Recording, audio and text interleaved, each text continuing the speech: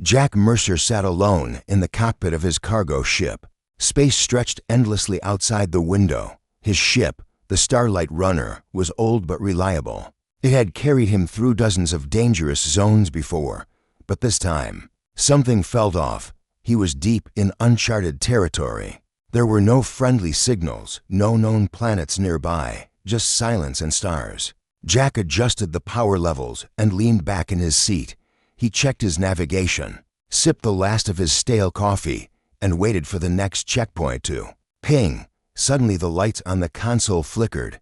Warning alarms screamed in his ears. A strange energy surge appeared on the sensors, moving fast toward the ship. Before he could react, the surge hit. A bright white light blinded him. The ship shook violently. Systems failed one by one. Artificial gravity slipped. The ship spun out of control. Jack grabbed the manual controls and tried to stabilize it. Sparks flew from the console. Fire broke out near the engine core. The last thing he saw was a massive dark planet filling the screen. As the ship dropped toward its surface, when Jack opened his eyes again, everything hurt. His arm was bleeding. His head throbbed. The ship was cracked open like a crushed can. Smoke filled the air. The emergency lights were weak. He pulled himself out of the wreckage. His suit torn, boots dragging on rocky ground. Outside, the planet was covered in thick fog. The sky had no stars. The ground was sharp and cracked. Black trees stood still like statues. He could barely see 10 feet ahead. Every sound echoed like it didn't belong. Jack activated the distress beacon, but nothing responded. He was alone. No help was coming. He grabbed a flare gun, a small survival pack, and started walking. His body ached with every step, but he had no choice. The silence around him was too quiet. Not even wind moved.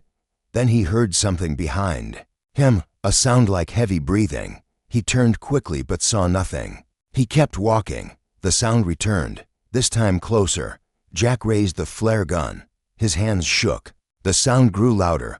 From the mist, a figure stepped forward. At first he thought it was a monster, tall and massive, more than 13 feet high. Its eyes glowed blue.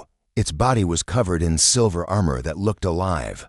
It had muscles like stone and moved like a shadow. The figure walked straight to him. Jack aimed the flare gun, but his arms felt weak. The figure didn't stop. It stood over him and looked down. Then it spoke. The voice was clear, calm, female. "I am in heat." Words hung in the air. "Nita Mateu are the only one here." Jack's heart nearly stopped. He tried to speak, but no words came out. He stepped back slowly. The ground cracked under his boot. His mind raced for answers. Was this real? Was he dreaming? He had no time to think. Behind the alien woman, something moved in the fog. Fast, silent. Jack saw it too late. A creature with hundreds of legs and no face rushed toward them. Its body was like liquid metal. Its mouth opened in silence. Jack fell back. The alien woman roared and leapt into action. Her body lit up with blue veins. Her hands turned into weapons. She charged the creature with speed Jack could not follow. In one move she sliced it in half. The pieces twitched on the ground before turning into black dust. She turned back to him. Her eyes dimmed, but her breathing was heavy.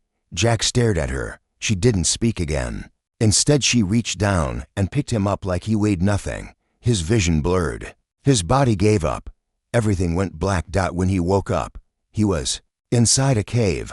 A fire burned in the center. Warmth returned to his body. He was wrapped in some kind of cloth made from alien hide. The alien woman sat across from him, watching. She didn't speak at first, just stared. Then she said his name. Jack Mercer asked how she knew that. She said she could read surface thoughts when touching a living mind. She said she didn't mean to scare him, but she also said something else. "The cycle has begun. You must." Soon stood and walked to the entrance of the cave. Her body glowed again in the dark. Outside, the wind had returned. Something howled in the distance. Jack knew this place was not safe. He didn't know her. He didn't trust her. But she had saved his life, and she wasn't the only thing out there. Something worse was still hunting, and he wasn't ready for what came next. Jack sat near the fire with his back against the cold cave wall. His arms still hurt. His head was heavy. but his eyes stayed fixed on the tall alien figure standing just outside the cave. Her name was Vecra. She had told him that much. She didn't move like a person. She moved like a storm, silent but full of danger. Her skin reflected light in strange ways, almost like water, but strong like steel. Her glowing blue eyes watched the night, as if waiting for something to come out of the dark. Jack stood up. Slowly, his body still ached. He walked closer to the fire. Vecra turned to him. Her face didn't show much emotion, but her voice was calm. "You need to understand what is happening." Jack crossed his arms. "You said you're in heat. What does that even mean?" Vecra stepped into the firelight. She didn't blink. "Me kind go through cycles. Our bodies become unstable unless balanced by another. The cycle gives strength, but without a mate, it turns into madness." Jack shook his head. This was too much. He had been a pilot, a cargo hauler, not a scientist or a soldier. He wasn't ready to deal with glowing alien warriors or strange heat cycles. He looked up at her. Vecra walked closer. Her steps were silent. She stood so tall that Jack had to tilt his head just to see her face. "Because you are the only one here, and your biology matches." That part made no sense to him. He didn't ask for more details. He just knew she wasn't joking, but something still felt wrong. Jack had seen her fight that metal creature. He had seen her eyes burn with light. She didn't just need help. She was holding something back. Asked her what she wasn't telling him. Vecra turned her back to him. She stared into the fog outside. There are others on this planet. Machines, traps, weapons left from the war that made Jack walked closer. Warsh pointed toward the horizon. "War between stars. I was created for it, not born, made. They used our kind like tools, bioweapons, perfect in battle, strong, loyal, but not free." Jack felt the air around him grow heavy. "You escaped these. I fled before the last command reached me. I refused to return. I wanted to live." Vecra turned to face him again. Her voice had softened, "But the heat cycle was built into me. It was not a choice. Without it, my mind breaks." Jack didn't know what to say. He had survived a crash, fought monsters, and now he was hearing this. "Oh, what do you want from me?" Vecra took a step closer. "Need your presence, your mind, your link. Not just for the cycle, for survival. I can fight, I can protect, but alone, I will lose control." Jack's heartbeat quickened. He wanted to say no. He wanted to run, but there was nowhere to go. The planet was cold and full of danger, and part of him knew the truth had saved him. Sat down again near the fire. His voice was quiet. "Fine. We make a deal. You protect me. I help you. But no weird alien stuff unless I say yes." Vecra didn't smile, but something in her eyes shifted. Soonly a sharp noise echoed. Outside the cave, a clicking sound, then silence, then another click. Jack grabbed the flare gun. Vecra stood still, listening. Something is near. She moved quickly to the entrance. Her body began to glow again. Her armor formed around her limbs like living metal. Jack followed, staying low. Outside, the fog had thickened. The moonlight above was red and dim. The black trees stood like broken towers. Then Jack saw movement. A small machine, spider-like, watching them. Then another, and another. Tiny red lights blinked from their eyes. Vecra whispered. "Scouts grazed. The flare gun. Do I shoot?" "No, they want you to shoot. It marks your heat for the hunter." Lowered his arm. The machines didn't move, just watched. Then one of them let out a loud screech. The sound pierced his ears. In the distance, more clicks answered. They had been found. Vecra reached down and grabbed Jack. Not roughly, but fast. She pulled him back into the cave. The fire was dying. She looked at him. "We have to move. The cave will not hold against what is coming." Jack nodded. His body was tired, his mind spinning.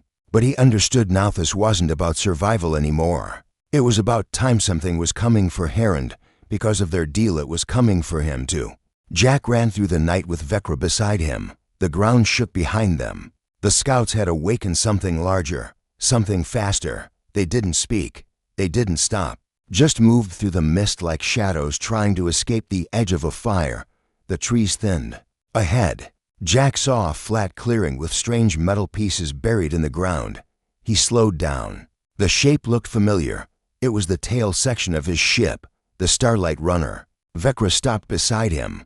Her eyes scanned the area. No movement. No. Sound. Jack moved toward the wreck. The metal was still hot from the crash. Sparks flew from broken panels, but something inside the wreck caught his attention. A light blinking under a crushed floor panel. He dropped to his knees and pulled it open. A soft voice spoke from a speaker beacon. Status active. Power low. Signal range limited. Jack's heart jumped. Reach for the controls. Who can boost it? Maybe. Get a signal out. Someone might hear us. Vikra stepped closer. Her body still glowed from the run. Her voice was low. Wait. Something else's hair. Jack paused. Then he saw it in the shadows of the wreck. There was a second light. Green, not from his ship, a box hidden in the corner, not human-made. It pulsed like it was breathing or crawled toward it. Vecra stayed behind, watching the fog around them. Jack opened the container. Inside were black tablets, alien markings, and a small sphere with lines of light running across. I've touched the sphere. Suddenly his head filled with whispers, words, voices not his own. Fell back, gasping. The whispers faded, but the feeling stayed. Something had touched his mind. Vecra knelt beside him. What did you see? Jack looked at her. Memories. Not mine. Logs, warnings. Something about your kind. About the ones who built you. Vecra reached into the container. She picked up one of the tablets. Her eyes widened. This is from the First War. These are not logs. These are commands. Jack stood slowly. What kind of command? She held the tablet. You porters to control. Orders to return. This was meant to track and call my kind back to the central mine. Jack felt cold. He looked at the signal booster still blinking in the ship. If we turn that on, they'll hear it. Tuvok not not just your people. Mine as well. The old system. The one that made Jack stepped back. We need help. But if they come for you, they might destroy everything just to keep you secret. Vikra's voice was quiet now. I have lived many cycles running from them, hiding on dead worlds, always alone. I thought this place was empty. Jack looked into her eyes. You've done this before. She nodded. Once. Every time I pass through heat, the mind weakens. I grow stronger. But the link calls harder. This cycle is different. You are different. Jack didn't know how to answer that. He turned back to the signal. His hand hovered over the control. We need to take a chance. I can set the signal to bounce. Maybe hide the source. Vecra hesitated. Then she placed her hand on top of his. If you do this, they will come, yours and mine. Jack pressed the button. The beacon lit up. A low hum filled the air. The sphere began to glow brighter. Then it went still. Jack stepped outside and looked at the sky for a moment. Everything was silent and a sound rolled across the land like thunder. A low call. Not natural. Not from anything. Alivevic returned quickly. They heard us from the distance. A line of blue lights appeared, moving fast. Machines. Dozens of them, flying low. Not here for peace. Vecra pulled Jack behind a piece of the ship. You changed the game. Now we fight. Jack looked at the sky again. He just hoped someone friendly heard it. To above them, the clouds shifted. A new shape moved beyond the mist. A second signal answered. Faint but human. Jack smiled for the first time since the crash. Simeon heard us. Vikra looked at him with something like hope. Then she turned to the edge of the field. Her body glowed brighter. Her hands shifted into blades of energy. Machines were close now. This place will burn tonight. Jack grabbed a weapon from the wreckage and we fight back. Smoke filled the air. The machines were gone, their twisted remains still sparking across the battlefield. Vecra stood in the center of the clearing, her body glowing, her breathing steady but heavy. Jack leaned against a broken panel of his ship. Blood stained his shirt. He wasn't sure how long they had been fighting, but his arms felt like stone. His legs barely held him up. Still, he didn't take his eyes off her. She had protected him again, moved like lightning, fought like nothing he had ever seen. But now her body was shaking. Her knees bent for the first time. Something was wrong. Vecra dropped to one knee. Her hands pressed against the dirt.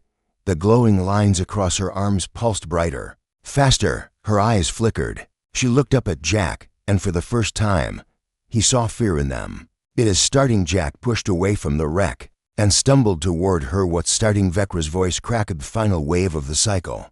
My mind is splitting. My body is trying to choose between rage and death. I need to complete the ritual. Jack knelt beside her. What does that mean? She reached forward and touched his chest with her palm. It means I must bind with you. Jack froze. Wait. Slow down. What does that actually mean? Vecra pulled her hand back. Her voice softened. It is not mating, not yet. This part is mental. We share memory, thought, emotion. If the link is strong enough, I return to balance. If not, I become unstable. Dangerous to you. Dangerous to everything. Jack looked into her eyes. They weren't glowing now, just wide and full of something he didn't expect. Lonely nod. What do I have to dash? Held out her hand. Take my hand. Open your mind. Let me in. Hesitated, then reached forward. The moment their hands touched, a wave of heat rolled through Jack's body. Not pain, not fire, but something deep and ancient, like falling through time. His eyes closeted. Saw her past a metal chamber lit with red light. Scientists watching her through glass, needles, tests, cold voices deciding what she should become. He felt her rage when she broke free, her sorrow when she killed for the first time, her silence as she drifted from planet to planet, always hiding. Then he saw her watching him in the wreckage. She had been tracking his ship before the crash. She had chosen not to harm him. She had chosen to protect. Then she saw his pasta boy, staring out of a station window, waiting for parents who never returned. Years of silence, living alone on mining colonies, flying from job to job, never belonging, never trusting. Until now they saw each other. Campbell Teliak opened his eyes. He was still kneeling beside her, but something had changed. Vecra's eyes glowed again, but they were calm. Her breathing slowed. The lines on her skin faded to a soft silver light. Her body relaxed. Stood slowly. It worked. You grounded me. Jack stood too, still catching his breath as it over. Vecra looked up at the sky. No, it has only begun. Suddenly the signal sphere in the wreck blinked again.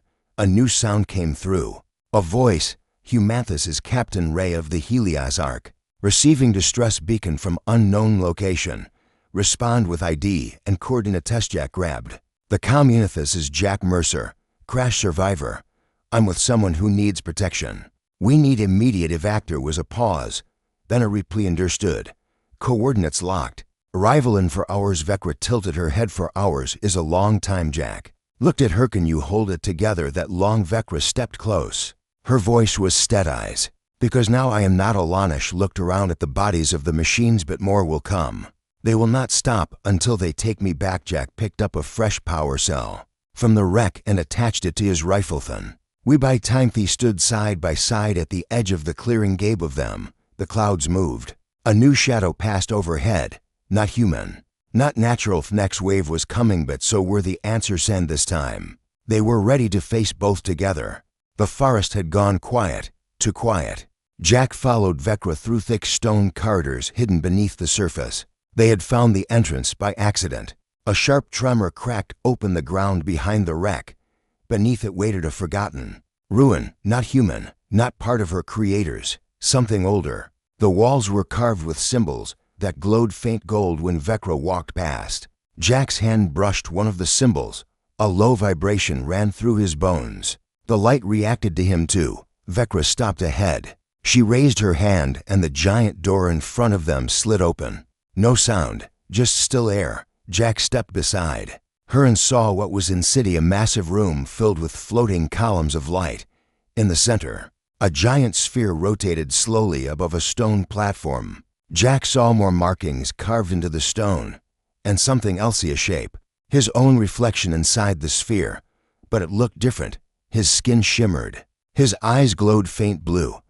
He stepped back. What is this? Plus Vecra's voice echoed at this. Is the origin temple, not of my kind, but of the beings who made the ones who made us. The first architects. Jack stared at the sphere. Does it show me? Because the ritual changed you. You are no longer just human. The bond gave you a fragment of my code. Now the temple sees you as part of its design. Jack looked down at his hands.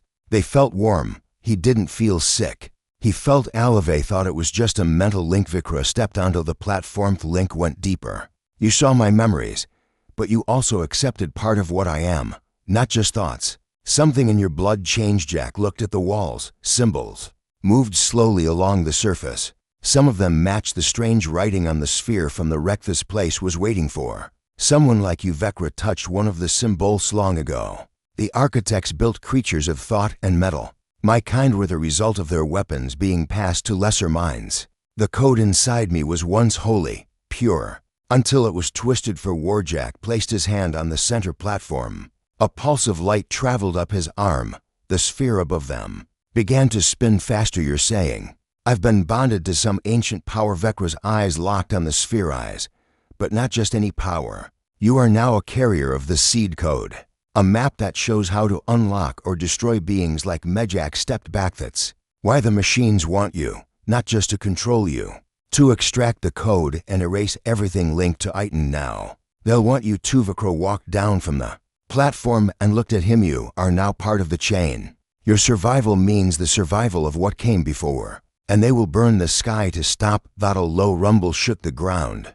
Dust fell from the ceiling. Jack turned to run, but Vecra stopped him. Wait. One last thing. She pressed her palm against a section of the wall. A door slid open. Inside was a chamber filled with weapons, armor, and one black crystal core floating in a glass box. Shriek for Ithis is a trigger core. If placed inside your signal sphere, it will send a wave across the sector, a warning, a beacon, and a choice. Jack held out his hand. So let's do it. Let's call for help. Vecra didn't move. If we send this signal, the architects may return. The ones who built this place. And if they return, they may judge both of you. Jack looked at the crystal. He'd rather face the ones who made you than die in the dirt running from machines. Took the crystal at them. Coming. Another tremor shook the ground, this time stronger. The temple lights dimmed. Vecra turned and led him back up the stairs. Machines had found the opening. Jack gripped the crystal tight.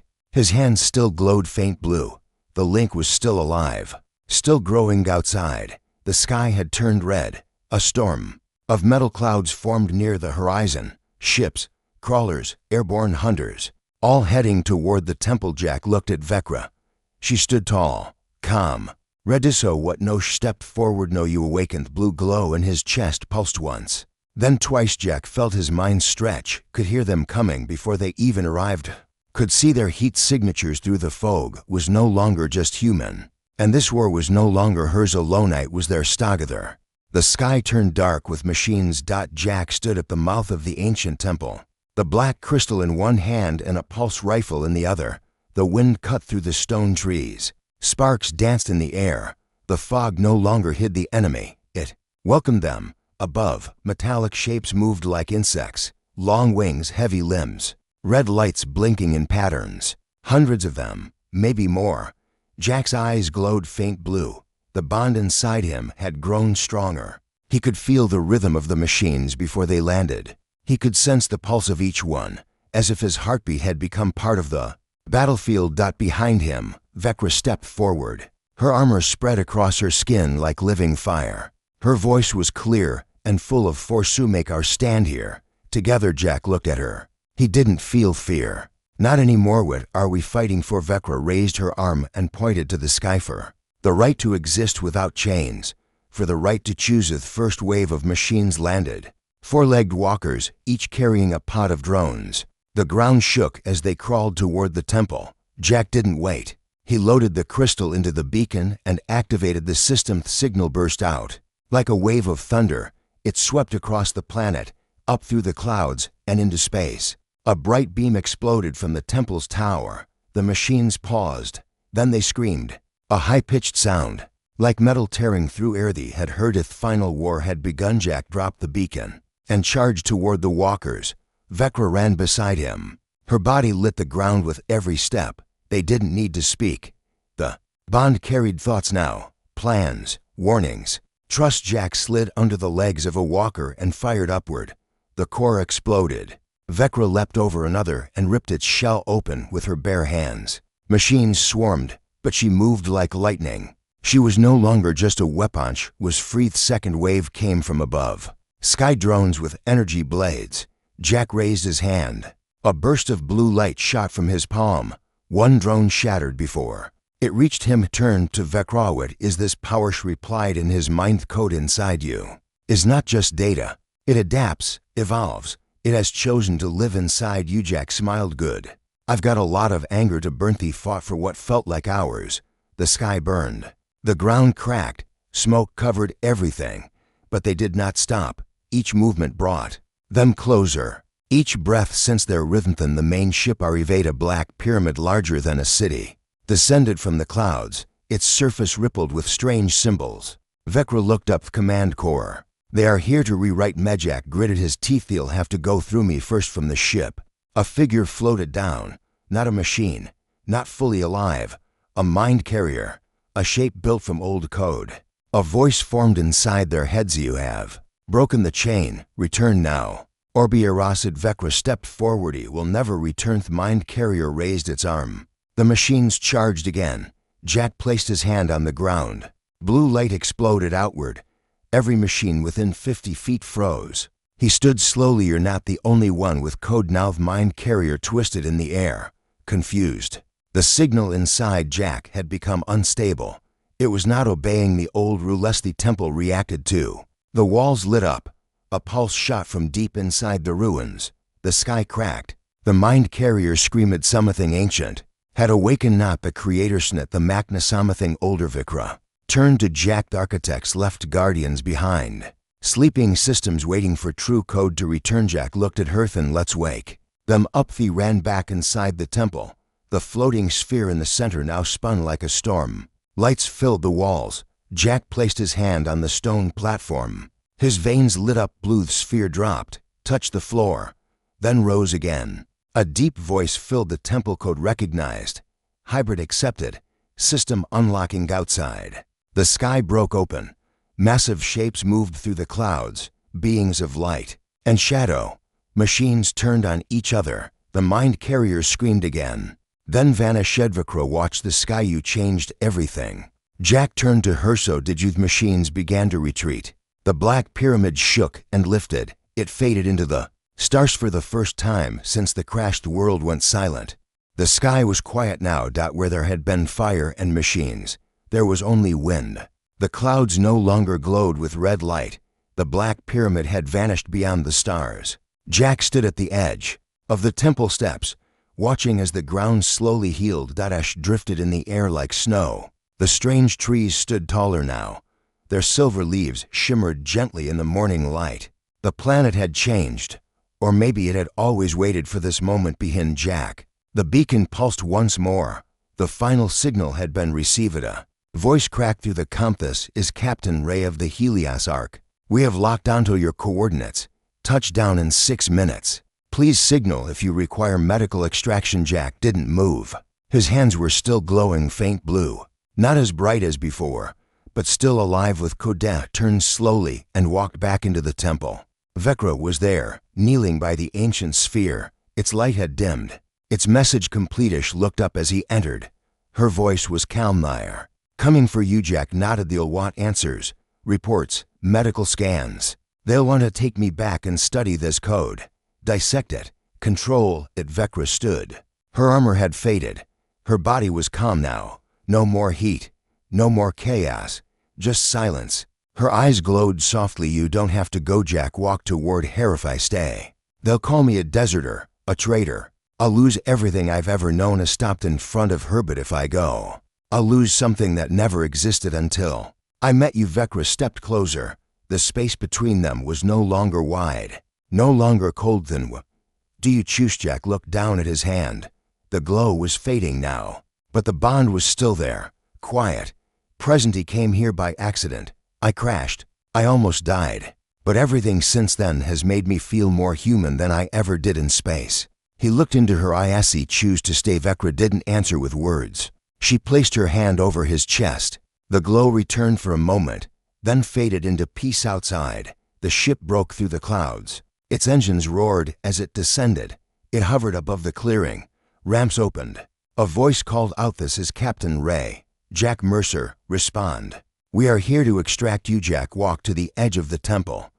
He stared up at the ship, the same kind of ship that had once been his entire world. Pressed the calm button on his wrist. This is Jack Mercer. Thank you for responding. No extraction needed. I'm not coming back. Silence followed. Then a soft reply. Copy that. Be well, Mercher. Ship hovered for a moment longer. Then it rose into the sky and disappeared beyond the clouds. Jack turned back to the temple. Vecra stood waiting. She extended her hand. Come. There's more to this world than war. I want to show you what peace looks like. Jack took her hand. They walked back into the ruins together. The lights followed them. The ancient walls shifted open, new paths revealed. Themselves, gardens buried for centuries, pools of clear water, echoes of voices long gone. The planet was no longer just a battlefield. It was home. Jack didn't know what tomorrow would bring, but he knew Fish wasn't stranded anymore. He had chosen this place, and more than faith had been chosen. Be Herbie the code, be something greater than, or something worth staying for.